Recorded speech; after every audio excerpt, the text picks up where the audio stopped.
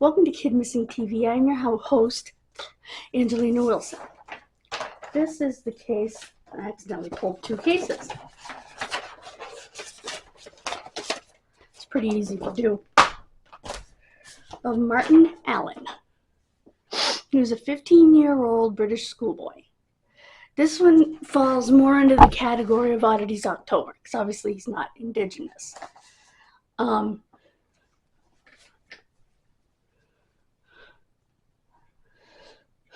He was last seen coming home from school, so probably walking or taking the underground, as they call the subway, by a friend. Yeah, he entered the tube station at King's Cross. That's their big one. It's like their Grand Central Station, kind of. And was spotted, oh right, it's the tube, not the underground. Well, no, it's the London Underground, but they call it the tube.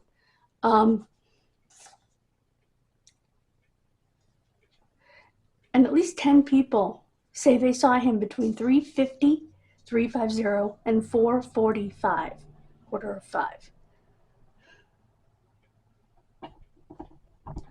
One witness saw him on the platform being led away by an older man, about 30 years old, with fair hair and a mustache.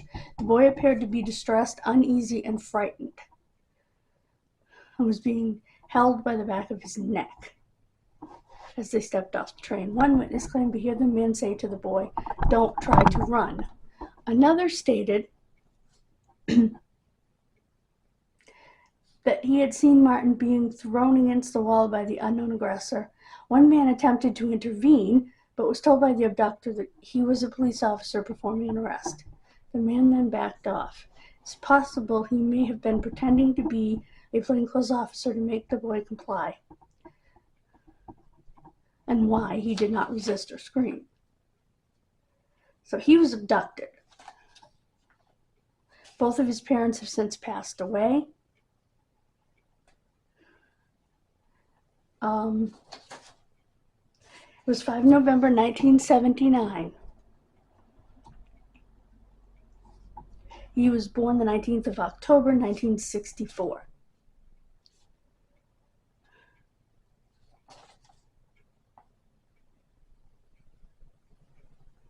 He has several siblings still alive who still want answers.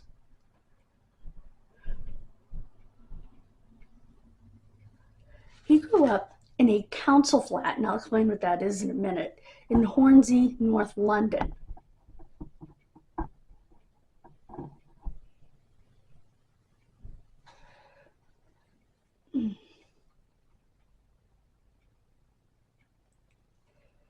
Okay, a council flat is what we call subsidized housing.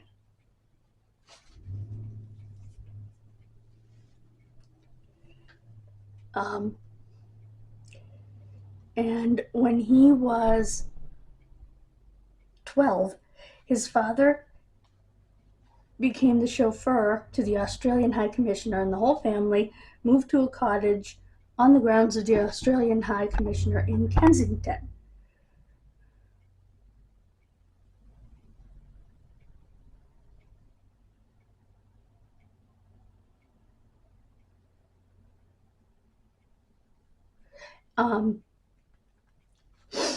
So their neighbors were the De Beers jewelry family. Margaret Thatcher and Edward Heath were regular visitors to the High Commissioner, and Thatcher had an acquaintance with Alan's father.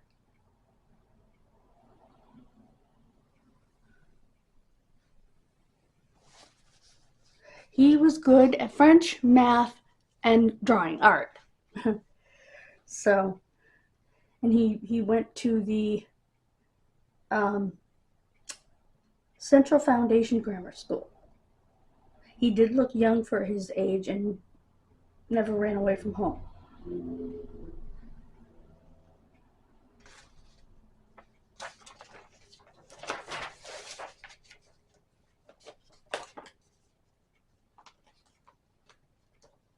Okay, he was going home from King's Cross Station to get some money, probably some saved up allowance, and going back out to go to his older brother's house, who lived on his own.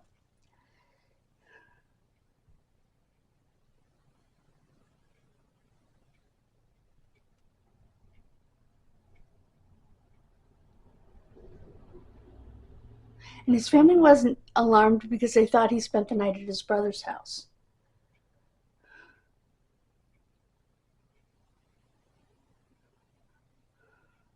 When they didn't hear from him at all the next day, which I'm guessing this must have been a Friday, they called Bob around 7 o'clock. He had thought Martin had gone home due to fireworks from Guy Fawkes Day celebration. Fawkes. Oh,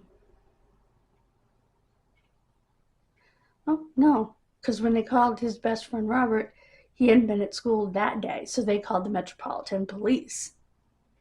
Why do I feel like I've recorded this before? I know I haven't.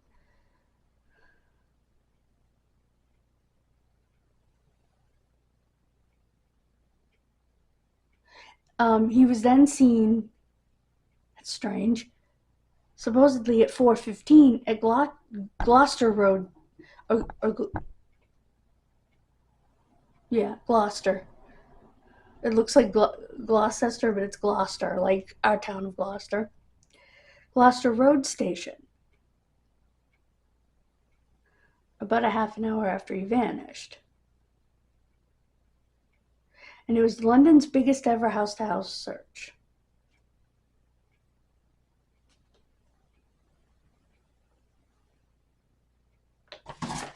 Okay.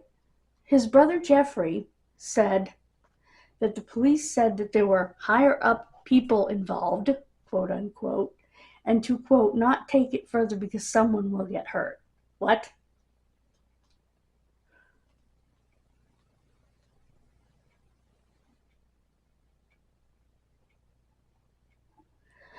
And they found a shrine dedicated to him in the home of a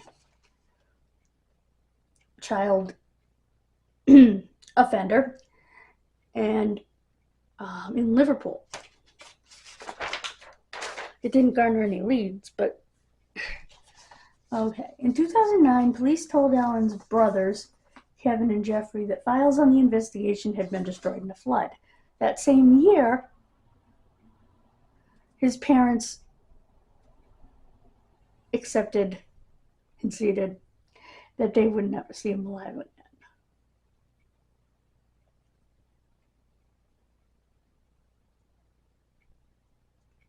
His father died in 2012.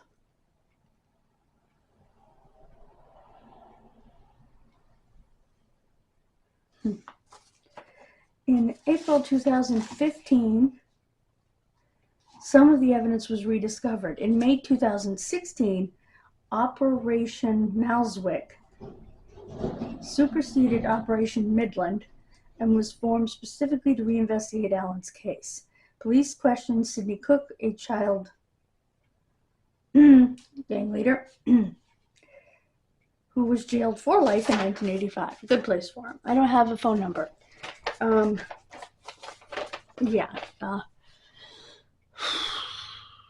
bad dudes. I was reading a section that I chose not to read out loud because it was proven false. Somebody claimed that there and the boys were killed in front of important people and stuff, which the guy later admitted wasn't true and went to jail for lying to police. You cannot do that. Anyway, I do not feel very well at all. But I'm pushing through. I went to the post office today. I just get really sick at night. So,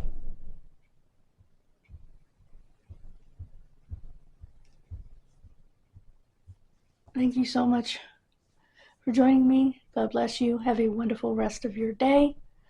And I will see you Wednesday. Bye, guys. Please subscribe. We got 3 to go to get to 500. God bless you.